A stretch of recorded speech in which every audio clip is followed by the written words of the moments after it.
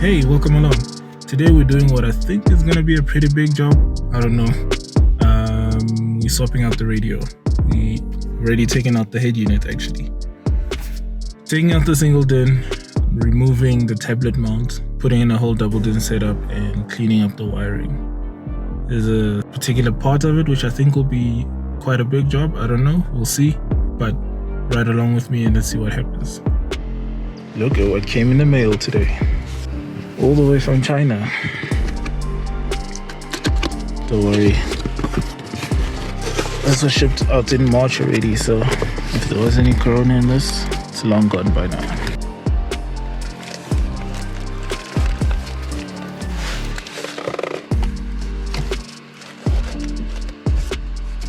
This right here is a double DIN head unit.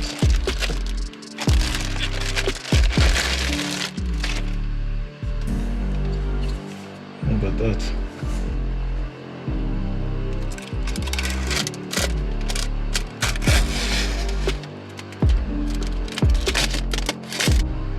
This is one of those cheap Chinese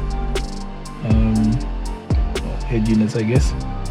I got it to replace my current radio head unit as well as my tablet up there. Touch screen, of course, infrared sensor for the remote control, wiring harness plugs in the back, audio out, video outputs, so if you've got rear screens, but I can get two, at least it looks like two video inputs. I'm not sure which one is for the reverse camera, but I've got a reverse camera up on my rear view mirror. I'll plug that into one of these. Some models have a GPS antenna. I got the cheapest one, so it doesn't have that. Your radio antenna goes there. I'm never going to use that. I don't ever listen to FM. I only play my own music, so I've actually deleted my radio antenna. That's useless to me. Remote control, power, menu, directional, enter, play, pause, you get it. The two wiring harnesses. This one will have power and signals from the car or to the amplifiers, etc. Not sure what these are, but we'll see. I'm hoping one of these, if not a combination, is steering wheel controls. That's something I'm going to definitely do next. This will be your audio signals, so I'm not sure what the order is, but obviously front and back, left and right. Yep, steering wheel control is the brown/black. So this will be my steering wheel controls. Excellent. Parking sensor control is the pink one. Okay. Then we have a green wire, which is not labeled. Just a basic instruction manual, really. There's not a whole lot going on. So where would I place it? Because down there is a single DIN slot. There's no space for it. Well, I'm going to replace this guy. I'm going to remove this entire assembly and I'm going to place this puppy right there. Good thing is the volume knob is on the left, because then if I have a passenger they can operate it. And the main reason why I chose this model is because of the volume knob. I hate radios that have, you know, push buttons for volume and tapping away. It's very stupid. I don't like that. It takes too much time. So the volume knob is much better. You just turn that up. It's real quick. It's real easy. See? Easy. But essentially that's it. We're replacing that with this. Now, as I've said, I've already taken the radio out. So let's get to removing the rest of this.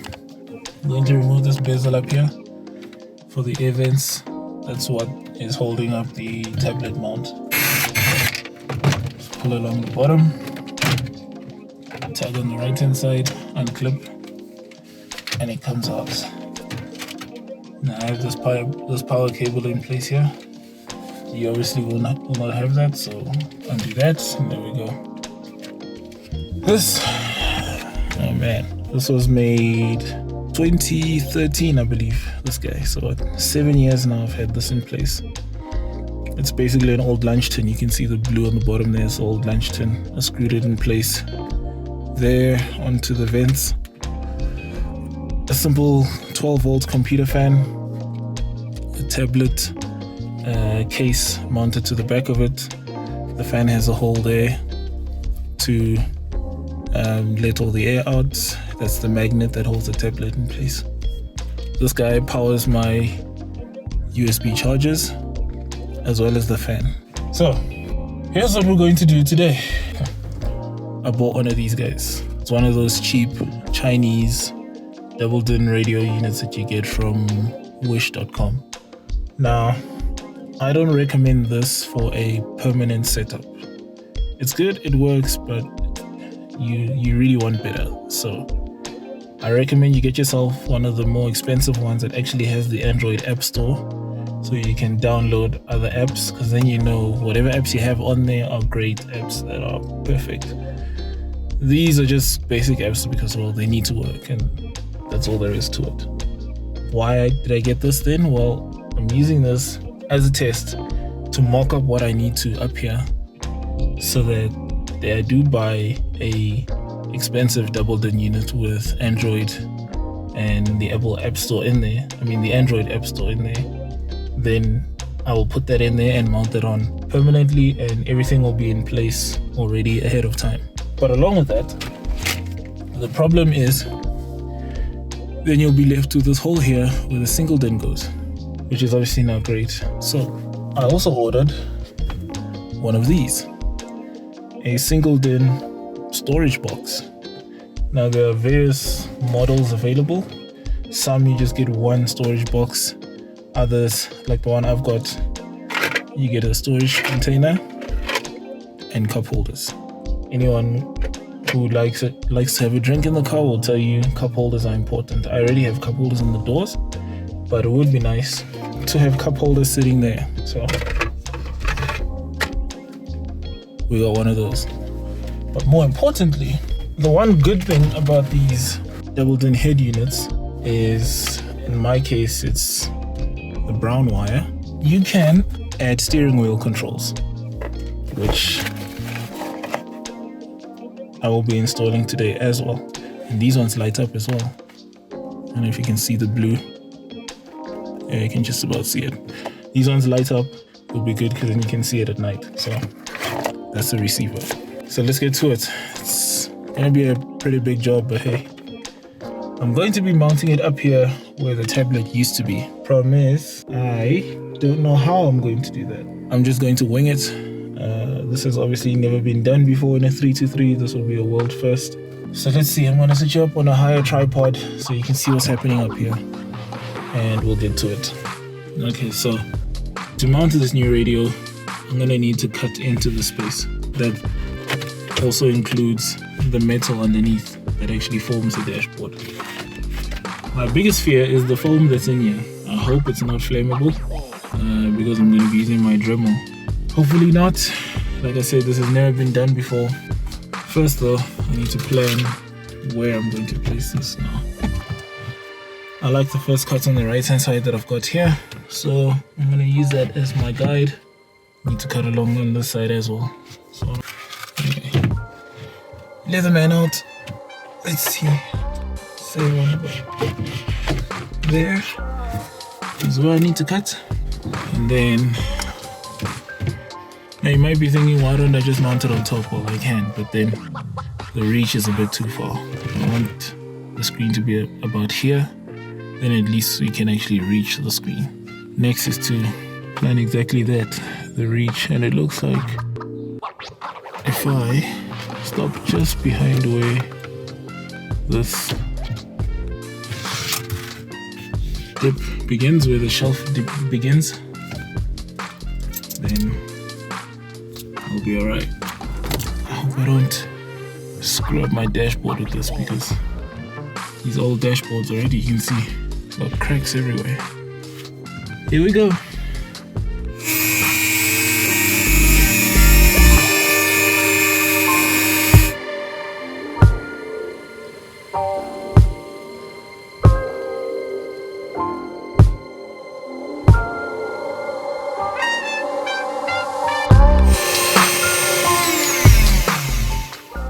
So far so good. We're alive, not on fire, although it kind of smells like it. Alright, let's peel this back, see what we're working with here.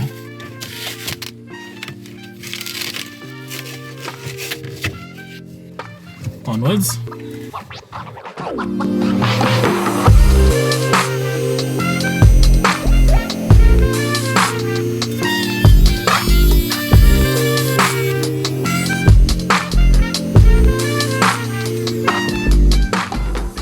Really going to need a car wash after this.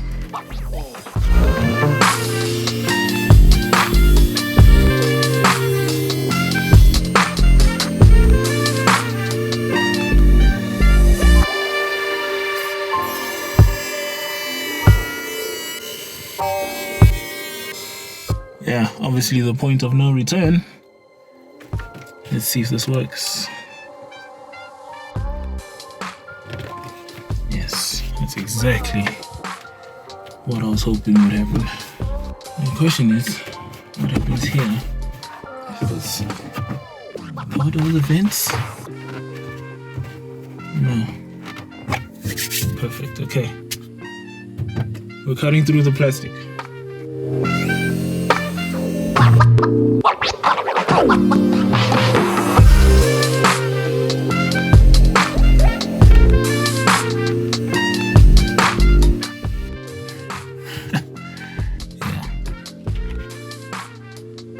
Definitely out of my mind. Anyway, point of no return really, so we have to finish this. Let's go.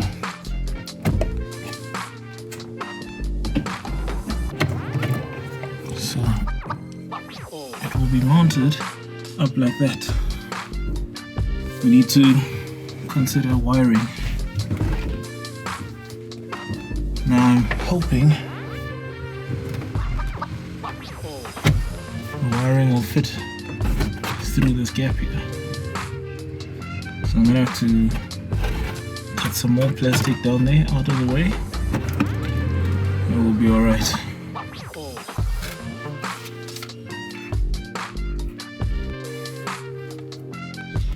So the idea I have is that the wiring will go down in there, while this sits up here like that, and that metal piece at the back there will hide the fact that there's wiring back there. Will this work? Seems like it so far. I hope so. Let's keep going. So the next step for now, I'm gonna try and pull the wiring from down below up through here, and hopefully this works. Okay, so in order to reach the cables, I've had to remove the glove box. As you can see, sorry about the light, the sun is very bright, but I've had to remove the glove box. And let's see if I can get this to work. There we go. Alright. So this bundle of wires that you see here, these multicolor wiring loom, that's the radio wires. So I've routed them up through the back up into here. And if you look, this is your HVAC system. So there the wires go all the way up in there, and they disappear up there, right? Now that brings you up through here on the side of where the vents come up. Now my unique situation, I only need power and ground from that setup. The rest of the wiring, the front speakers and the two RCAs that run to the back, I'll route them up now. They are down there. I'm gonna route those up and bring them through here. Okay, so I've managed to reroute all the wiring. I didn't show all the wiring and the soldering because it's just basic and very boring. But I've got all the power wires, all the audio wires. Got my 2 RCAs, remote to the amplifier, all of that connected. So I've already done the test, but just to show you, I'm gonna put this guy in place, turn the key, quick flash of light as confirmation, and then power on.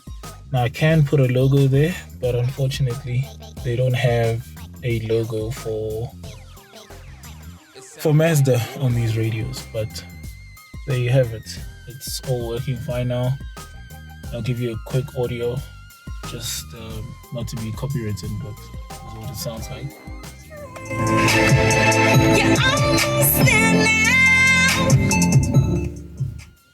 You know, so it works. It's all connected. The only thing I need to connect now is my steering wheel controls, but otherwise it's working fine. You know, everything does what it's supposed to. You can play videos, like there's SIR, see it shows the name as it should. Let's see what else we've got here. So you can go back, music, track name, album, and your artists. So it's working. The only thing I haven't connected is the FM radio, mainly because I don't use FM radio at all. Like, I play my own music. I hate it when you're listening to your favorite song and then the DJ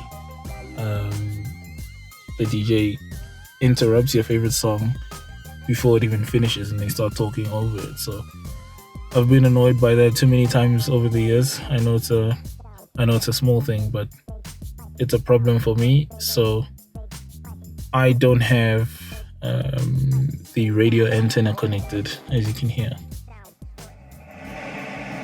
See, nothing. So I don't listen to FM ever, which is either good or bad, depending on how you look at it, especially if you're talking about traffic updates, but whatever, you know. So yeah, just basic settings, you know, audio settings. I've already set it up, at least in terms of that. Language is obvious, you see. Logo setting, they don't have Mazda. Now, I wonder if I can add a Mazda logo. I don't know. I hope. This is something that I can change, you know. As you can see, the buttons respond, or we can go auto, and yeah, there you go. Every few seconds it'll change color on its own. I feel like that might annoy me. I don't know, I'll test it over time, but for now I'll leave it on green, because down here, if I turn my lights on, it's a bit hard to tell. Oh, there you go. See, it's green there. So just to match the dashboard, I'm gonna leave it green. Background set is literally just your background image, you know. Oh yeah, here it is, the other menu. So radio area is just to set your region in the world. If you're going to do that, you can obviously set the time. And this is what I'm going to set up just now. I haven't connected them yet. I'm about to do that now. So I'm going to put you guys on a tripod again, hook up the receiver for the steering wheel controls, and I'm going to set this up, and we should have steering wheel controls. And then after that, I need to figure out how I'm going to mount it to the wheel. I don't know yet, but we'll figure it out. Anyway, let's do that.